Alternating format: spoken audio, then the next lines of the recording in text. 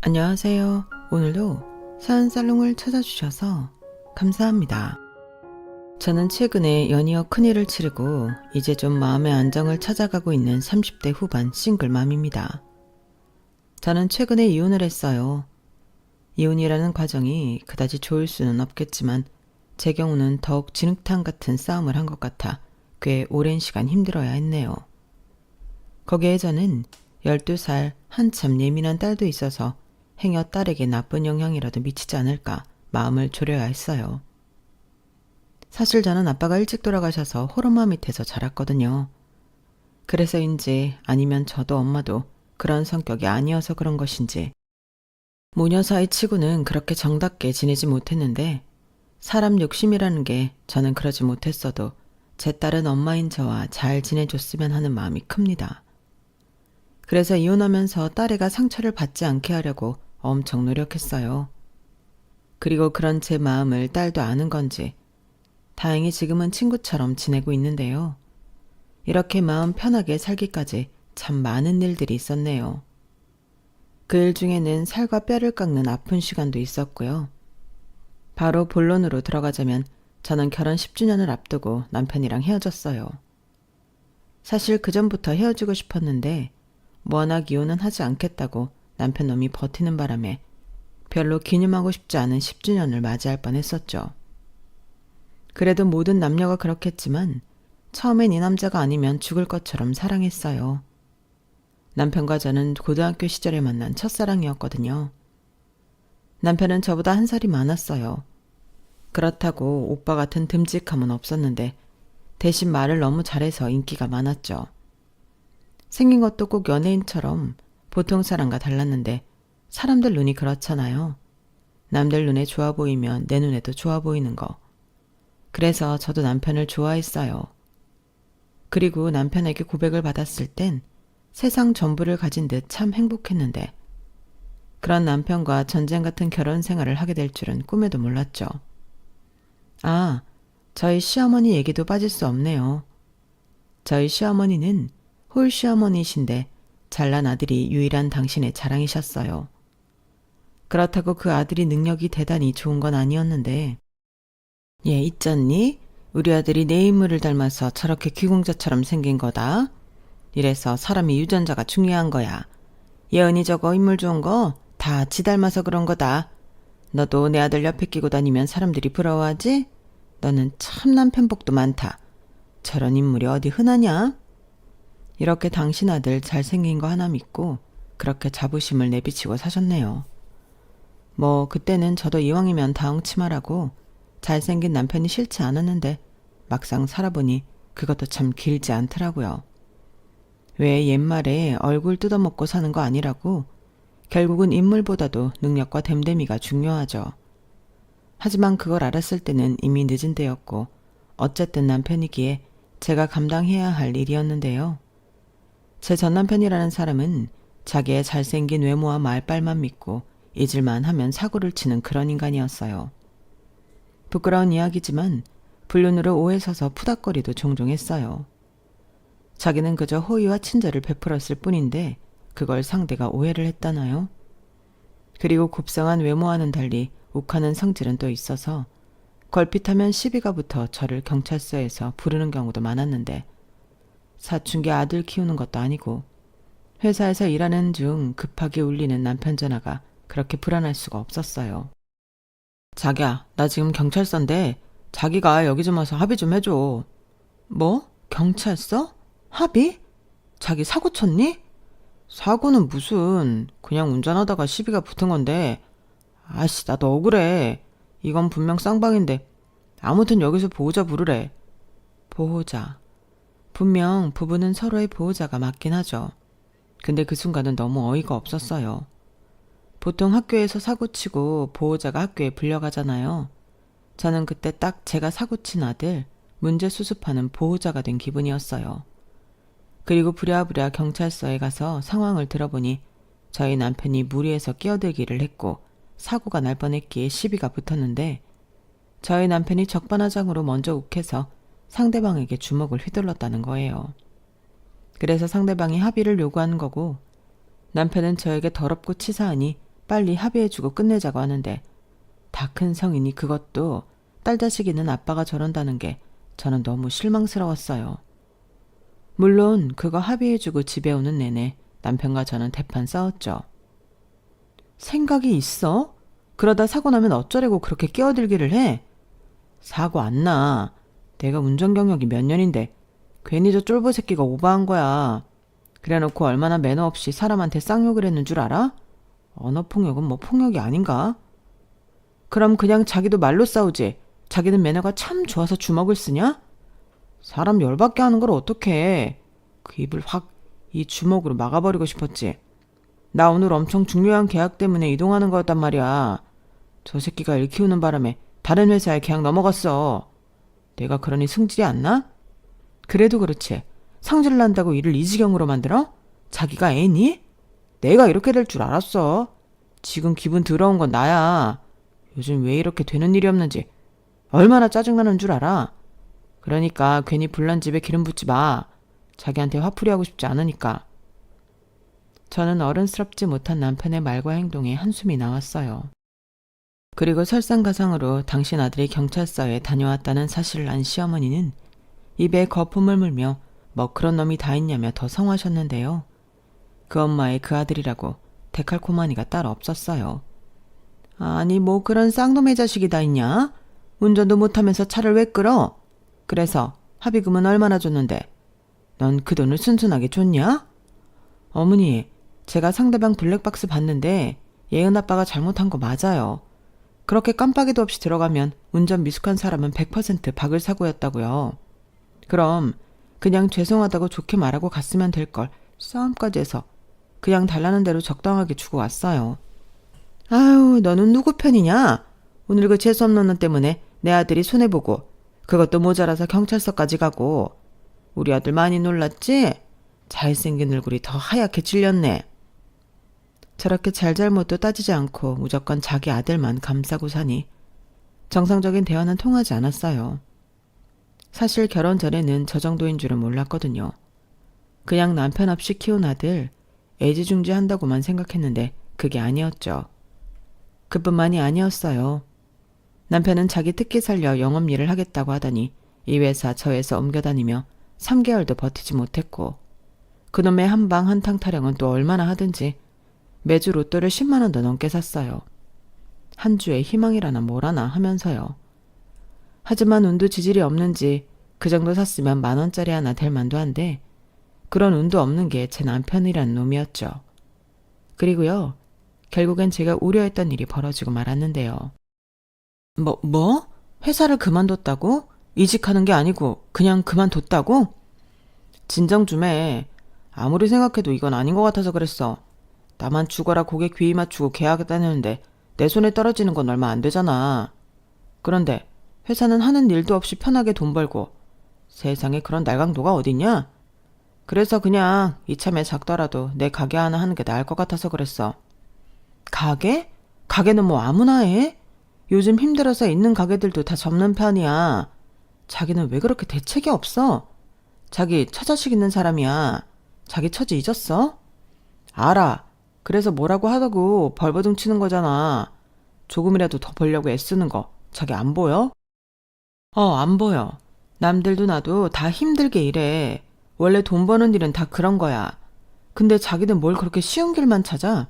그렇게 돈 버는 게 쉬웠으면 다들 그렇게 살겠지. 그리고 나는 자기한테 뭐니? 어떻게 이런 큰일을 나한테 상의를 안 할 수가 있어? 상의를 뭐하러 하냐? 자기가 무슨 말 할지 뻔히 아는데. 그리고 내가 대책 없이 그런 것도 아니야. 나 벌써 가게 할 자리 다 보고 왔어. 자기 심야식당 드라마 알지? 나 그럼 마스터가 될 거야. 입소문하면 밤에만 잠깐 일하고 돈방석에 앉는 거라고. 내가 또 음식은 기깔나게 하잖아. 무슨 자신감인지. 아니 저 인간은 평생을 그렇게 살았어요. 자기 애와 자신감으로 아주 똘똘 뭉쳐서는 자기는 뭐든 하면 된다고 생각했는데 아무것도 모르는 사람들은 남편이 긍정적이고 자신감이 넘쳐서 좋아 보인다고 했지만 제 눈엔 그저 무대뽀에 한심하게만 보였는데요. 일이 이 지경까지 왔는데 말해 뭐하나 싶어 저는 더 이상 말릴 생각도 하지 않았어요. 어차피 말려도 자기 마음대로 할 거라는 걸 모르지 않았으니까요. 좋아, 가게를 하든 말아먹든 알아서 해. 대신 나는 한 푼도 거기에 보탤 생각 없으니까 나한테 돈 얘기하지 마. 그리고 우리 사는 아파트도 건드릴 생각 하지도 말고. 각서 써. 수아나, 무슨 우리 사이에 각서까지 쓰라고 하냐. 이건 너무 정없다. 그리고 당장 계약하려면 장모님 도움 필요할 것 같은데. 야, 너 미쳤어? 자꾸 나 열받게 할래? 너는 왜 걸핏하면 우리 엄마 도움 받으려고 해? 우리 엄마가 뭐 너 아쉬울 때 손 벌리는 은행이야? 또 서방님한테 야, 너 하지. 자기는 화나면 꼭 그러더라. 그리고 내가 괜히 그래? 당장 현금 쥐고 있는 사람 내 주변에 장모님밖에 없는 걸 어떡하냐고. 사표까지 쓴 마당에 하는 일 없이 놀아? 자기도 그건 싫잖아. 지금 그걸 말이라고. 인간아, 왜 그러고 사냐? 그렇게 살면 안 쪽팔려? 쪽팔릴 게 뭐 있어. 사위도 자식이야. 자식이 부모한테 손 벌리는 게 쪽팔릴 일이냐? 그리고 내가 잘 되면 나는 뭐 가만히 있나? 당연히 우리 장모님 호강시켜드리지. 말이나 못하면. 그런데요, 누가 들으면 저희 엄마가 저런 사위라도 참 예뻐하는 줄 알 텐데요. 사실은 그 반대였어요. 진득하게 뭐라는 꼴을 보지 못해 늘 그걸 못마땅하게 생각하셨는데 남편은 무슨 긍정 마인드인지 그것도 자기를 사랑해서 그러는 걸로 알더라고요. 그리고 저희 엄마는 남편이 금전적인 도움을 요청하면 폭풍 잔소리 끝에 마지못해 돈을 빌려주시곤 했는데 아무 생각이 없는 남편과 달리 그럴 때면 저희 시어머니가 불만이 많았어요. 니네 엄마는 이왕 빌려주시는 거 좋게 주시면 될걸. 꼭 그렇게 내 아들한테 뭐라고 하시더라. 사람이 그러면 안 되는 거야. 내 아들 도와주는 게 결국은 자기 딸 도와주는 건데 돈 좀 있다고 사람 무시하는 것도 아니고 내가 정말 속상해 죽겠어. 어머니, 저희 엄마 입장에서도 생각해 보세요. 사위라는 사람이 무슨 일이든 진득하게 하질 못하는데 그걸 도와줘야 하는 속은 뭐 편하겠어요? 문제는 얘은 아빠죠. 아니, 너는 왜 그렇게 말을 서운하게 하냐? 내 아들이 뭐가 문제야? 지도 지 식구들이랑 잘 살려고 그러는 건데. 너도 그래. 네 엄마가 그러면 네가 나서서 뭐라고 좀 해야지. 제가 왜요? 저도 저희 엄마지만 예은 아빠 그럴 때마다 창피해요. 항상 그렇지만 시어머니와의 대화는 늘 평행선을 달리는 것 같았어요. 아무리 자기 아들밖에 모른다고 하지만 어떻게 제 앞에서 저희 엄마 험담을 하실 수 있는 건지. 저야말로 짜증나고 화가 나서 시어머니 하시는 말에 꼬박꼬박 말대꾸를 했는데 그럼 이기지도 못하시면서 당신 기분만 나빠서 돌아가시는 시어머니셨어요. 물론 그런 일이 있으면 몇 날 며칠을 삐치셔서 연락 한 통가 없으신데 솔직히 저는 그것도 나쁘지 않았죠. 그리고 결국 남편은 제가 방방 뛰자 저희 엄마한테 손을 내밀지 못하고 어디서 돈을 구했는지 가게를 얻어서 내부 공사까지 마쳤는데요. 자기 돈은 어디서 났어? 설마 무슨 사채 같은 거 쓴 거 아니지? 에이, 사람을 뭘로 보고. 아는 사장님한테 투자받았어. 그래도 이 오빠가 사회생활은 좀 잘하잖아. 평소에 내 옆 사업수단을 좋게 본 사장님이 들어보더니 투자할 가치가 있는 것 같다고 도와주셨지. 어때? 네 남편 짱이지? 솔직히 불안하긴 했지만 검은 돈에 손을 댄 게 아니라면 일단은 안심이었어요. 그리고 가게 일한다고 나름 레시피 연구도 하고 매일 출근해서 성실하게 일하는 모습을 보니 제 마음도 조금씩 긍정적으로 변했는데요. 그렇게 2달이 넘어갔을까 남편이 가게에 나가지 않았어요. 처음에 너무 힘들어서 하루 쉬려고 그러나 하고 생각했는데 하루가 이틀이 되고 이틀이 일주일이 되자 제 마음은 또 불안했어요. 그래서 남편한테 왜 출근하지 않는지 물었죠. 그런데 이 인간이 하는 말이 더 수상하더라고요. 그게 작은 문제가 있어. 나도 가게 나가고 싶지. 요 며칠 집에만 있으려고 하니 좀 있으셔 죽겠다. 그런데 어떡해. 지금 가서 문 열면 큰일 나는데. 큰일이 난다고? 그게 무슨 소리야? 알아듣게 좀 말해. 신경 쓰지 마. 자기 내 가게 일에 신경 안 쓴다며. 내가 다 알아서 해. 남편은 분명 저에게 뭘 숨기듯 서둘러 자리를 피하려 했어요. 그리고 자리에서 일어나려 하는데 그때였죠. 주머니에서 뭔가 툭 하고 떨어졌고 저는 본능적으로 그걸 재빨리 주워들었는데요. 세상에나 미성년자에게 술을 팔아 영업정지를 당한 거였어요. 야, 너 제정신이야? 애한테 술 팔았니?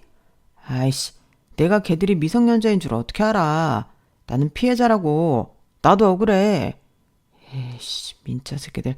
자피비견하면 가만 안 둬. 그럼 영업 정지 동안 가게 월세는 어떡할 거야? 여기서 이럴 게 아니라 대책을 세워야지. 내가 알아서 해. 여태 관심 없더니 자기는 괜히 그런다. 제가 괜히 그러겠어요? 저러다 또 궁지에 몰리면 저나 저희 집에 아쉬운 소리 할까 겁이 나서 그러는 거죠. 하지만 남편 놈은 말과는 달리 속이 편해 보였는데 그것도 다 믿는 구석이 있던 거였어요. 하지만 믿는 도끼에 발등이 찍히는 날이 오고 말았죠. 안용진 새끼가 어떤 새끼야? 감히 내 마누라를 꼬셔? 그날은 모처럼 아이랑 시간을 보내려고 제가 회사에 휴가를 낸 날이었어요. 미우나 고우나 그래도 애 아빠라고 아이 학교 쉴 때 모처럼 놀이동산이라도 가려고 준비를 하고 있었는데 아파트 주차장이 시끌시끌 하더라고요. 안용진? 엄마, 안용진 우리 아빠 이름이잖아. 저는 딸의 말에 불안한 예감이 엄습해왔어요. 그리고 내내 태평해 보였던 남편의 얼굴도 새하얗게 변했는데 얼어있는 남편의 얼굴을 보니 예감은 확신으로 변하더군요. 결국 그날은 저희 가족 동네에서 개망신을 당하는 날이 되었어요. 네가 안용진이야? 네가 내 마누라 꼬셔서 돈 해달라고 했다며. 내 돈 3억 당장 내놔. 네 가게 보니까 영업정지 당했더라. 장사도 지푸랄 줄도 모르는 게 너 좋은 말 할 때 이번 주 안으로 내 돈 당장 입금해. 안 그러면 너는 이제 네 식구 못 보는 거야. 내 말 무슨 뜻인지 알아? 형님, 오해십니다. 저는 그냥 투자받은 거예요. 꼬시다뇨. 보시다시피 저도 처자식이 있는 놈입니다. 저도 억울하게 영업정지 당한 건데 다시 영업하면 그때 천천히 갚을게요. 차용증 쓰라고 하면 쓸게요. 차용증 같은 소리 안 해. 난 너 같은 새끼들 안 믿어. 그러니까 대가리 굴리지 말고 당장 내 돈 갚아라. 너 내 마누라한테 내 얘기 못 들었냐? 나 무서울 거 없는 놈이야. 이 년놈들 쌍으로 인생 종치게 할 수 있는 놈이라고 내가. 알겠습니다. 돈 구해서 드릴게요. 그런데 진짜 댁 마누라 꼬신 적은 없습니다. 저도 눈이 있어요. 믿기시나요? 결국 돈을 투자받았다는 게 나이 많은 여자 꼬셔서 돈을 받은 거였어요. 이 정도면 수완이 좋다고 해야 하는 건지 능력이 좋다고 해야 하는 건지 아무튼 놀이동산이고 뭐고 그날 이후 저희 가족은 동네 사람들 보기 창피해서 한동안 집 밖에 나가지 못했어요. 그리고 저랑 남편은 그렇다 치는데 딸애가 걱정이었던 저는 심각하게 이사를 고려할 수밖에 없었는데요. 남편은 당장 3억을 구할 게 막막했는지 이번에도 저희 엄마 도움을 받고 싶어 했어요. 자기야, 제발 자기도 봤잖아. 그 우악스러운 놈이 나한테 해코지하면 어떡하냐? 어떡하긴 어떡해. 자기가 친 사고니까 자기가 해결해야지. 난 절대 그런 일로 엄마한테 도와달라고 하고 싶지 않아. 우리 엄마가 무슨 죄가 있냐? 진짜 치사하다. 니네 엄마라고 지금 성긋냐? 자기야, 그러지 말고 나 좀 살려줘. 나 무서워. 남편은 그 남자가 정말 무섭긴 했는지 몇 날 며칠을 저를 졸랐어요. 하지만 3억이 누구 집 반려견 이름도 아니고 저는 절대 싫다고 거절했는데요. 그러자 이놈이 무슨 마음으로 지네 엄마한테 말을 했는지 하필이면 야근해서 죽을 것 같은 그날 저희 집으로 쳐들어오셨어요. 야, 나 너한테 할 말 있다. 척하면 척이라고 저는 등장부터 시어머님이 무슨 용건으로 오신 건지 본능적으로 직감할 수 있었어요. 그리고 곧바로 남편을 쏘아봤는데요. 남편은 헛기침을 하며 제 시선을 피하더군요. 무슨 용건으로 오셨는지 저 대충 알 것 같은데요. 오늘은 제가 너무 피곤하고요. 어머님이 어떤 말씀을 해도 저희 엄마한테 돈 빌려달라는 말 목에 칼이 들어와도 못해요. 뭐야? 너는 네 남편이 그런 협박을 받고 있는데 어쩐 남일처럼 말할 수 있냐? 네가 그러고도 내 아들 쳐라고 할 수 있어? 처면 남편 같지도 않은 게 치는 사고를 다 같이 감당해야 해요? 어머니도 어머니 아들이 친 사고 못 막아주시잖아요. 그런데 왜 저희 엄마가 낳지도 않는 남의 아들이 친 사고를 막아야 해요? 왜요? 어머, 얘 말하는 것 좀 봐. 사위도 자식이다. 그리고 나도 능력 있으면 당장 내줬지. 근데 네 엄마는 그럴 능력이 있잖아. 내가 지금 생판 남한테 도와달라고 하니? 차라리 생판 남이라고 생각 좀 해주시면 안 될까요? 저 솔직하게 그런 일까지 겪고 저 사람 꼴도 보기 싫어요. 예은이 생각해서 참는 거라고요. 아빠 없이 자라는 서러움 누구보다 제가 더 잘 아니까요. 겨우겨우 참고 있는 거라고요. 어머님도 아시죠? 저 사람 능력 없고 한심한 거. 저 인간 자기 아쉬울 때만 저희 엄마 찾지 평소엔 찾지도 않아요. 제가 친정 가서 밥이라도 먹고 오자고 하면 귀찮다고 하는 인간이라고요. 야, 내가 언제? 언제? 어버이날 우리 엄마 생신 자기 뭐 챙긴 적 있어? 예, 그야 사람이 바쁘면 깜빡할 수도 있는 거지. 그리고 그 얘기가 지금 왜 나오니? 지금 사람이 돈 때문에 사느냐 죽느냐 하는 판인데. 어머님도 그래요. 그렇게 저희 친정 도움 받고 싶어 하시면서 명절에 제가 친정 간다고 하면 눈에 쌍심지 켜시잖아요. 여자가 시집 오면 명절은 시댁에 있는 거라고 하시면서 제발 하나만 하시면 안 될까요? 사람들이 진짜 염치가 없어. 저는 한번 쏟아내기 시작하니 멈출 수가 없었어요. 그리고 제가 속사포처럼 말을 쏟아내자 순간 눈이 번쩍했는데 글쎄 남편 새끼가 제 말을 듣고 화가 났는지 제 얼굴에 손찌검을 했더라고요. 지금 네가 날 쳤냐? 왜? 너무 맞는 말만 하니까 듣기가 거북해? 야, 최수환, 너 지금 우리 엄마 앞에서 뭐하냐? 나한테 뭐라고 하는 건 참는데 우리 엄마한테 뭐라고 하는 건 내가 못 참지. 그깟 돈이 그렇게 아까워? 막말로 네 돈도 아니잖아. 그냥 한번 얘기만 해달라는 건데 그게 그렇게 싫어? 싫어. 나도 엄마한테 잘 사는 거 보여주고 싶지. 맨날 아쉬울 때 돈 얘기하는 거 진짜 창피하고 엄마한테 미안해서 싫어. 내가 뭐 니야 좋아 죽겠어서 여태 같이 산 줄 알아? 다 예은이랑 엄마 때문에 참고 있는데 네가 지금 나를 쳐? 됐어.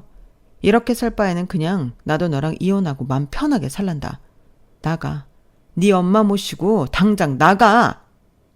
저는 남편에게 처음으로 맞고 이성을 잃었어요. 그리고 사람이 너무 화가 나면 초인적인 힘이 나는 건지 딸아이가 무서워 벌벌 떠는 모습을 보자 저는 남편 놈이랑 그런 남편 엄마라는 작자를 힘으로 밀어서 집 밖으로 내보냈어요. 그리고 이혼 준비할 거니까 네 집은 네가 알아서 보내겠다고 하고 현관 보조키까지 잠궈버렸는데 남편 놈이 그제야 현관문을 두드리며 미안하다고 소리치더군요. 시어머니도 감정적으로 하지 말자고 말을 보탰는데 옆집 사람들이 너무 시끄럽다며 나왔는지 복도가 시끌벅적했어요. 하지만 저는 그때도 문을 열어주지 않았죠. 그러자 남편은 밖에 나가 전화를 연신 걸었지만 저는 받지 않았어요. 무음으로 해놓고 무시해버렸는데 나중에 부재중 전화를 보니 거의 100통 가까이 왔더군요. 그리고 제가 전화를 받지 않을 것 같았는지 장문의 문자를 보냈는데 내용은 거의 뭐 반성문 같은 거였어요. 때린 건 실수다, 미안하다, 이혼만은 하지 말자, 돈은 몸을 팔든 막노동을 하든 알아서 해결하겠다 등등. 아니 사람이 참 나쁘지 않나요? 애당초 자기가 알아서 해결했으면 일이 이렇게까진 커지진 않았을 텐데 사람 잔뜩 열받게 하고 질리게 하고 야서야 알아서 하겠다니. 저는 그런 남편놈을 더는 봐주고 싶지 않았어요. 그게요. 남편과 시어머니를 집에서 내쫓듯 밀어내고 제가 너무 참고 산 세월이 억울해 좀 울었거든요. 그러자 딸애가 엄마 울지 마. 나는 아빠 없어도 돼. 엄마랑 둘이 살아도 돼. 하는데 더는 그런 인간을 아빠라고 제 딸 옆에 두고 싶지 않더군요.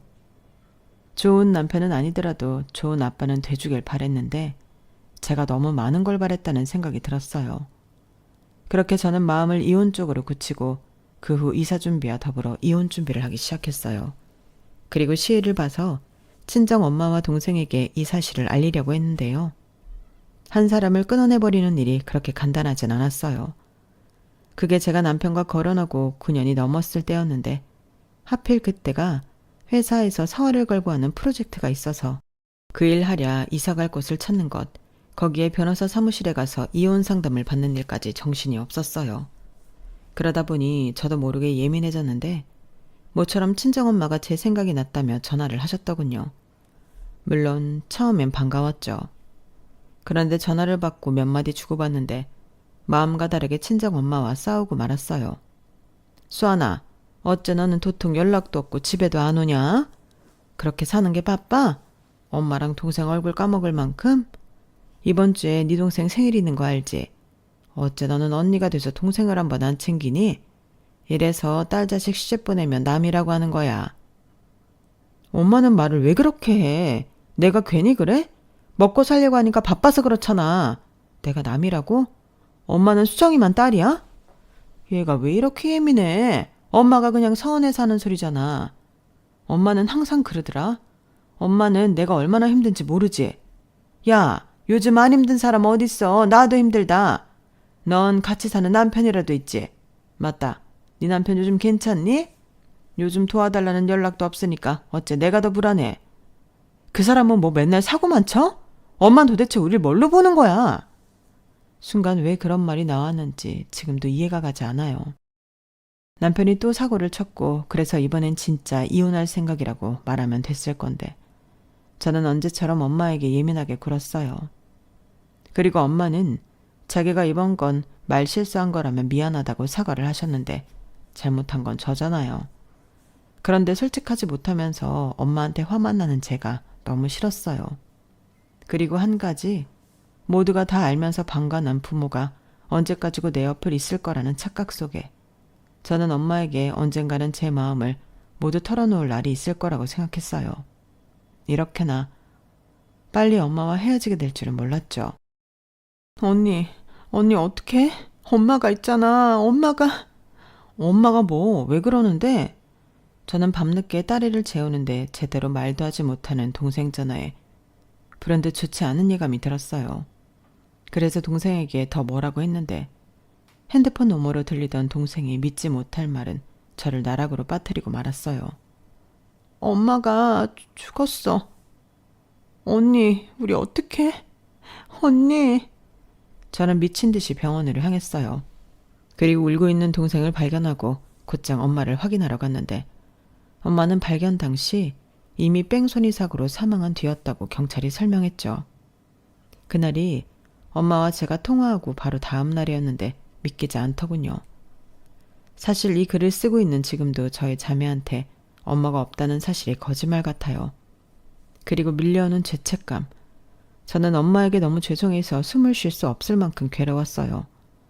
그리고 어떻게 치렀을지 모를 엄마의 장례식엔 남편도 모습을 드러냈는데 이혼을 준비하고 있는 마당인데도 같이 산 세월이 있어 그런가 남편은 얼굴을 보는데 눈물이 쏟아지더군요. 자기야, 이게 무슨 일이야? 우리 장모님이 왜? 나 이제 어떡해? 나 진짜 엄마한테 효도도 못했는데 우리 엄마가 저렇게 가면 나는 어떡해? 나 마지막에 엄마한테 너무 못되게 굴었어. 그게 마지막 전화였다고. 나 엄마한테 너무 미안해서 어떡해. 진정해 자기야. 자기도 몰랐잖아. 뺑소니범이 나쁜 거지. 자기가 왜 나빠? 내가 다 못나서 그래. 나 때문이야. 자기는 지금부터 아무것도 하지 마. 내가 다 알아서 할게. 처제는 어딨어? 처제도 지금 말이 아니지. 어떤 새끼야? 어떤 새끼가 우리 장모님한테 그랬대? 내가 그 새끼 잡으면 절대 가만두지 않을 거야. 그러니까 나만 믿어. 자기는 일단 밥 좀 먹고 눈 좀 붙이자. 얼굴이 이게 뭐야 속상하게. 예은이는 엄마가 보고 계셔. 참 아이러니하게도 사람 심리가 뭔지 모르겠지만 그 순간은 남편을 보니 그 와중에 마음이 놓였어요. 남편이 그 말이 위안이 되긴 하더라고요. 그리고 엄마의 저와 제 동생이 대신 자기가 잠도 자지 않으며 조문객 맞이하는 것부터 시작해 장례 절차가 이루어지는 내내 사위 노릇, 아니 아들 노릇을 하는데 고맙다는 생각이 들었어요. 이혼하겠다고 그렇게 일을 바득바득 깔아놓고 정작 너무 힘들 때는 남편이라고 저놈을 의지하고 있으니 제가 생각해도 제가 너무 간사하더군요. 그렇게 제 마음에도 변화가 오는 듯 싶었어요. 하지만 곧 저도 제정신을 차렸는데 그건 과해도 너무 과했던 시어머니의 등장부터 시작이었어요. 아유 어째? 우리 사돈이 이렇게 가면 안 되는데 이를 어쩌면 좋아. 예은 엄마야 너 괜찮니? 사돈처녀 이게 무슨 날벼락이야 글쎄. 아이고 사돈.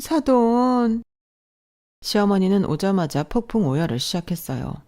빈소 바닥을 굴러가며 오열하시는데 모르는 사람이 보면 저희 엄마 친언니라고 해도 믿을 정도였죠. 그리고 저와 제 동생에게 이젠 자기가 저희 엄마 대신하겠다며 저희 자매를 품에 끌어안는데 뭔가 이상했어요. 원래 저희 시어머니가 그러신 분도 아니고 너무 오버하니까 오히려 불안한 마음이 고개를 들더라고요. 그리고 그 예감은 틀리지 않았죠.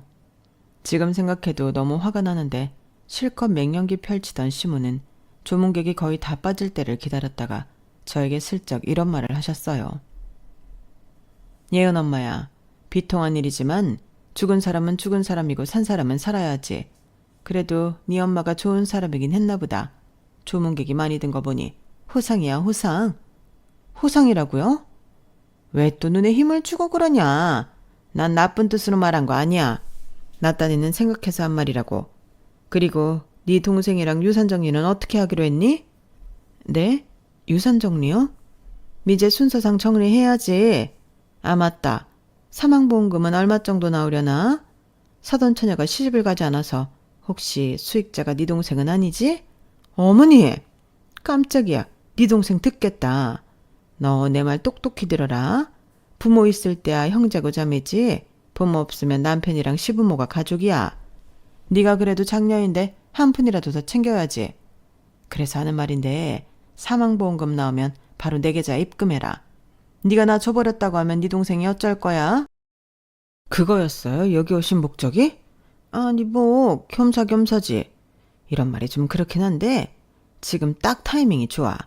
내가 용한데 가서 점을 봤는데 올 하반기에 우리 용진한테 대운이 들어온단다. 그래서 그런지 내 친구가 이번에 투자 사업을 하는데 벌써 수익이 10배나 났대. 이번에 특별히 두 자리가 나서 나랑 용진이가 해보려고. 대운이요? 투자 사업이요? 너도 삐딱하게 보지 말고 결국 잘 되면 너도 좋잖니. 떵떵거리고 살면서 우리 예언이도 남부럽지 않게 키울 수 있잖아. 그 뭐냐, 유학도 보내고 그리고 니들 둘째 안 가져? 너도 다니는 회사 때려치우고 편하게 살 수 있다고. 그래 자기야, 내가 다 알아봤는데 이번 건 진짜 확실해. 돈만 있으면 무조건 버는 사업이야. 원래 진짜 부자는 자기가 직접 일 안 하는 거 알지? 돈이 돈을 부르고 그 돈이 또 돈을 부르는 거지. 우리 부자 되는 건 일도 아니야. 부자 같은 소리 하네. 그렇게 말아먹고도 정신을 못 차렸구나. 그렇게 편하게 돈 벌 것 같음 다 그거 하지. 아니, 나부터 소개하지 않을 것 같은데 내가 그거 다 벌고 싶지. 왜 남한테 같이 하자고 그래, 아깝게. 이번엔 또 무슨 사기를 당하려고 그러는지 모르겠지만 꿈 깨. 내가 그 돈을 당신들 줄 것 같아? 그런 더러운 꿍꿍이로 여기로 온 거였어? 당장 나가. 내 동생 알기 전에 당장 나가라고. 예은 엄마야, 너는 왜 그렇게 열심히 맞니? 자기야, 이번 건 진짜 확실해. 처제도 처제 살 길 찾고 우리도 우리 살 길 찾아야지. 장모님도 세상에 안 계신 마당에 나랑 진짜 이혼할 거야? 솔직히 잠깐 흔들리긴 했는데 이젠 아주 명확해. 어떻게 여기서 그딴 소리를 할 수가 있어? 두 사람이 우리 엄마 보험금 한 번이라도 내준 적 있어? 나도 우리 엄마 보험금 내준 적 없어. 나도 권리 없다고. 그런데 생판 남인 당신들한테 주라고? 진짜 양심 없다. 천벌받아. 그렇게 사업이 하고 싶으면 어머님 지금 사시는 집을 내놓으세요. 그 전세 보증금 넣고 10배 만드시면 되겠네요. 뭐야? 그리고 네가 자식인데 그것도 장녀인데 왜 권리가 없어? 네가 권리 있으면 우리도 권리 있는 거야. 그러지 말고 내 통장에 입금해. 알겠어? 나는 당장 내 친구한테 말해서 두 자리 우리 주라고 할 테니까. 종잣돈은 많으면 많을수록 좋다고 했으니까. 보험금 말고도 뭐 더 있으면 무조건 투자해. 알겠어? 일단은 내 친구가 원하는 만큼 돈을 대신 빌려준다고 했으니까 일단 그것부터 땡겨놓으마. 저는 도무지 말이 통하지 않는 두 사람을 보고 용서가 되지 않았어요. 엄마 영정사진이 저렇게 걸려있는데 어떻게 그딴 소리를 할 수 있는 건지. 그리고 순간 저것들을 제대로 두면 안 된다는 생각이 들었는데요. 알겠어요. 그렇게 하도 말씀하시니까 저도 한 번은 생각해 볼게요. 내일은 엄마 발인이라 저도 동생도 좀 쉬어야겠어요. 당신도 오늘은 예은이 좀 챙겨. 내일 다시 얘기해. 그래. 이제 네가 말이 좀 통하는 것 같구나. 네가 잘 살아야 하늘에 있는 사돈도 걱정이 없지. 잘 생각했다. 용진아, 우린 집에 가서 편하게 자자. 그래도 난 여기서 자고 내일 발인 준비해야 하지 않을까? 자기, 나 없어도 되겠어? 나도 눈 좀 붙여야지. 이틀 내내 잠을 못 잤더니 힘들어. 자기도 어머님이랑 가서 자고 내일 일찍 와. 알겠어. 예은이도 걱정이니까 그럴게. 아니다. 예은이 데리고 올까? 그래도 외할머니 마지막 가는 날인데. 그래, 우리 딸 데려와. 알겠어. 그럼 눈 좀 붙여. 내가 내일 다시 올게. 이제 우리 고생 끝이야. 내가 호강시켜 줄 테니까 걱정하지 마. 아유, 누구 아들인지 엄청 듬직하네. 너는 좋겠다. 내 아들 같은 남편이 있어서. 좋기는 개뿔. 저는 인간 같지도 않은 것들을 한시라도 빨리 저희 엄마 장례식장에서 쫓아내고 싶었어요. 그리고 바보가 아닌 이상 그 투자 사업이라는 게 사기임이 분명했기에 이왕 정신 나간 거 더 정신을 빼고 싶었죠. 그래서 발의를 마치고 저는 다시 이혼 준비를 다시 시작했고, 그러면서 돈방석에 앉을 생각에 정신이 나간 남편과 시어머니를 계속 부추겼는데요. 아무래도 보험금이 생각했던 것보다 많은 것 같다고 일부러 말을 흘리며 두 사람을 더더욱 욕심내게 만들었어요. 그 결과 제 예상대로 두 사람은 그 사기꾼에 더 많은 돈을 투자할 수 있다며 돈을 마구잡이로 빌렸고, 이웃과 거기서 돈을 갚으라는 말이 나오기 시작했는지 시어머니와 남편은 저에게 보험금 얘기를 꺼내더군요. 예은 엄마야, 보험금 아직 안 들어왔니? 벌써 한 달이 다 돼가는데. 보험금이요? 그거 벌써 제 동생 통장에 들어갔을 거예요. 알고 보니 수익자가 제가 아니라 제 동생이더라고요. 그리고 저희 엄마 유산도 동생이 혼자이다 보니 전부 동생 앞으로 해주셔서 제가 챙길 건 하나도 없었어요. 뭐야? 그게 말이 돼? 아니, 자식이 둘인데 어떻게 네 동생한테만 그럴 수 있어? 니네 엄마 정말 웃긴다. 그렇죠? 근데 어쩌겠어요. 아파트도 결혼할 때 미리 받았고 어머니 아들이 사고 칠 때마다 저희 엄마가 돈으로 메꿔주신 게 한두 푼이 아닌데 저도 억울하지만 달리 할 말이 없죠. 이미 인감 찍어줘서 지금은 전부 동생 앞으로 다 넘어갔을 거예요. 자기야, 인감을 찍어줬다고? 아니, 왜 그런 걸 나랑 상의도 없이 그랬어? 상의? 자기도 나랑 상의 안 하고 다 처리했잖아. 그래놓고 나는 상의했어야 한 거야? 나는 내 동생이 전부 가는 거 불만 없어. 얘 말하는 것 좀 봐. 그럼 우린 어쩌라고? 너 믿고 투자금 땡긴 우리는 어쩌라고? 자기야, 지금 아무렇지 않게 말할 때가 아니야. 엄마랑 나까지 지금 빌린 돈만 10억 가까이 된다고? 어머, 10억? 세상에나, 그렇게 큰 돈을 어떻게 마련해. 큰일 났네. 뭐야? 너 일부러 그랬지? 얘 태도 보니까 우리 물먹이라고 일부러 그랬네. 힘망할 년. 너 이 아파트라도 팔아. 이거 팔면 그래도 얼추 나오잖아. 어쩌죠? 저 이미 아파트도 팔았어요. 잘 됐네. 자기도 짐 싸서 어머님 댁으로 가. 그리고 조만간 어머님 집으로 이혼소장 갈 거니까 거기에 사인만 해서 다시 보내주고. 지금 나랑 장난해? 이 집을 누구 마음대로 팔아? 이혼을 하자고? 그럼 이 집의 절반은 내 몫인데 왜 네 맘대로 팔고 지랄이야? 네 몫? 웃기고 잘 빠졌네. 결혼 생활 10년 가까이 네가 한 일이 얼마나 되니? 거의 내가 번 돈으로 먹고 살았잖아. 그렇다고 육아를 도와줬어? 집안일을 도왔어. 쥐뿔 한 것도 없으면서 넘벌 넘봐. 네가 나한테 그런 말을 할 처지가 되니? 걸핏하면 사고쳐서 경찰서 불려가고 합의금 물게 하고 나한테 위자료 줄 생각이나 해. 난 할 수 있는 최선을 할 거니까. 아, 그리고 내 탓할까봐 말해두는데 잘 생각해봐. 난 보험금 든다고 한 적 없다. 한번 생각해본다고 했지. 그러니 생사람은 잡지 않았으면 좋겠네. 야! 희년, 이 못된 년? 너 처음부터 이럴 작정이었지? 그래서 일부러 우리가 돈 더 빌리게 하려고 한 거잖아. 너 아파트 판 돈 내놔. 당장 내놔. 우리 그 돈 해결 못하면 큰일 나.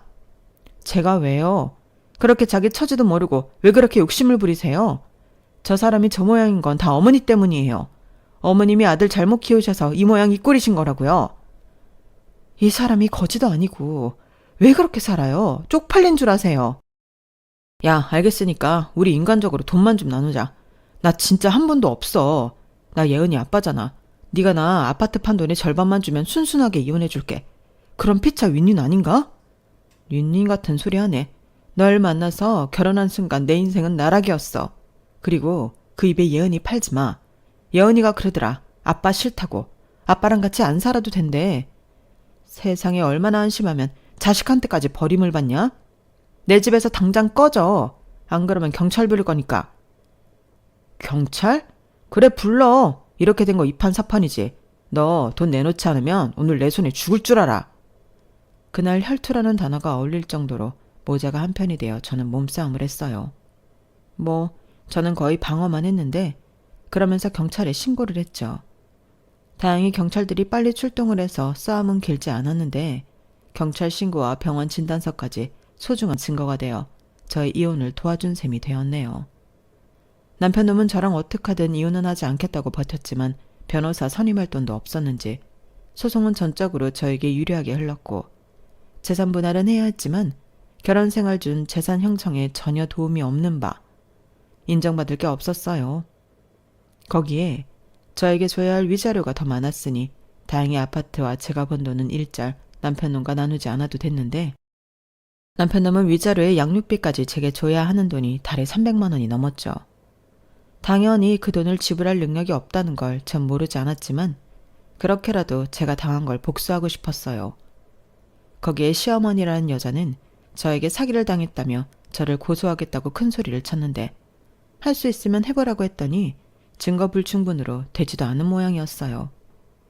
저는 그렇게 결혼한 지 횟수로 10년 차가 되고서야 그 지긋지긋한 사람들과 완전히 남이 될 수 있었어요.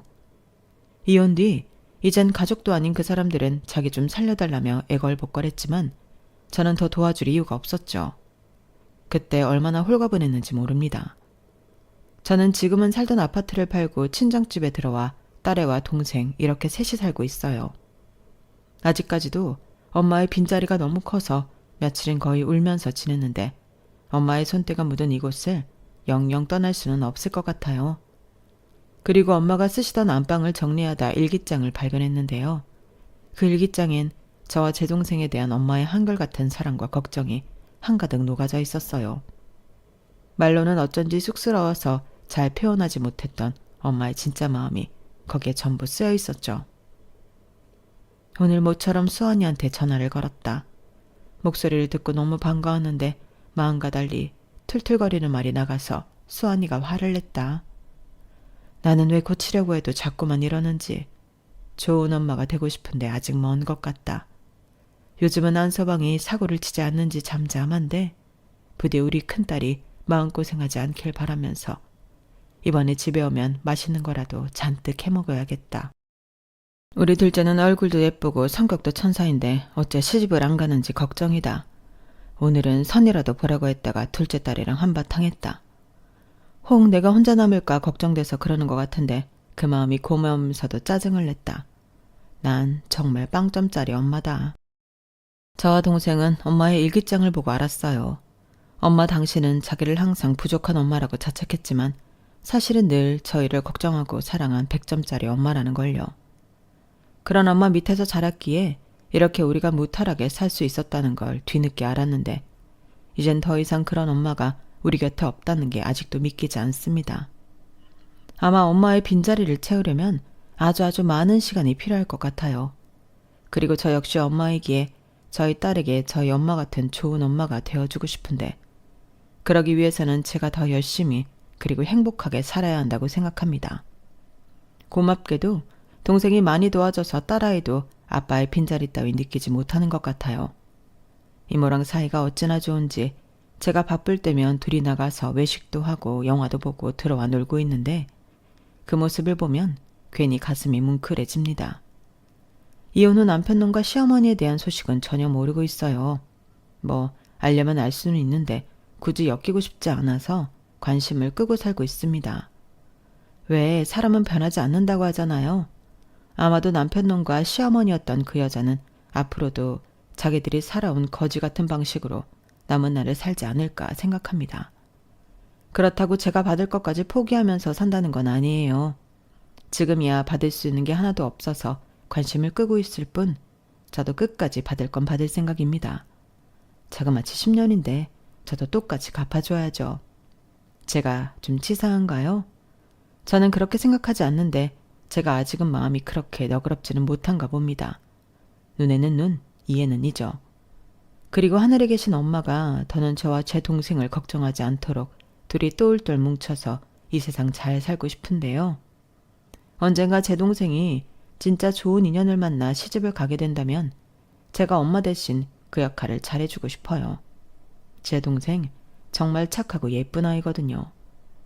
유산 정리도 제대로 하지 못하고 떠난 엄마였는데 제 동생이 언니가 조카도 있고 고생이 많다며 저에게 대부분의 유산을 넘기려 했던 아이였어요. 물론 받지 않았죠. 자매가 똑같이 그냥 이름만 올렸을 뿐. 저희는 아직 그게 저희 것이 아닌 엄마 거 같거든요. 어쩌면 그 유산들은 동생이 시집을 가기 전까진 그냥 그대로 될 것 같습니다. 전 이미 엄마에게 많은 것을 받았으니까요. 제 얘기는 여기까지예요. 제 얘기 들어주셔서 대단히 감사합니다. 항상 건강하시고 좋은 사람들만 가득한 인생이 되시게 진심으로 기도하겠습니다. 그럼 늘 편안하세요. 고맙습니다. 여러분, 사연 댓글에 응원과 현명한 조언 부탁드려요. 좋아요와 구독은 저에게 큰 힘이 됩니다. 오늘도 좋은 일 가득하세요.